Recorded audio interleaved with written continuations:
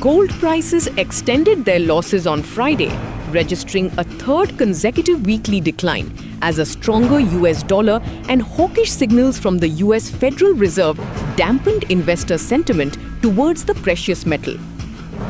Spot gold slipped 0.5% to $4,189.26 per ounce, while US gold futures for August delivery fell 0.9% to $4,207.80 per ounce.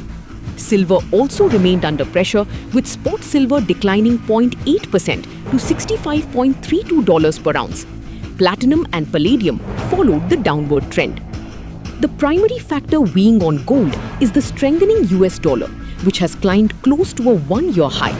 Since gold is priced in dollars, a stronger greenback makes the metal more expensive for buyers using other currencies, reducing demand and putting pressure on prices.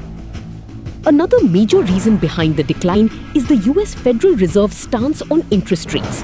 While markets were expecting rate cuts earlier this year, Fed officials have instead signaled that borrowing costs could remain elevated for longer due to persistent inflationary concerns.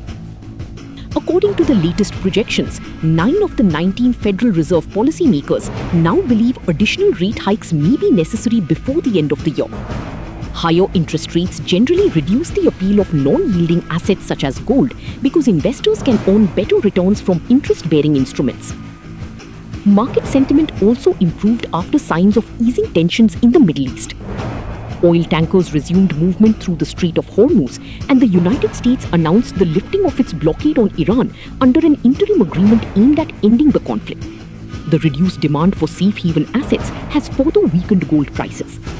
Analysts believe gold may remain volatile in the near term as investors closely monitor US inflation data, Federal Reserve commentary, and developments in global geopolitical hotspots.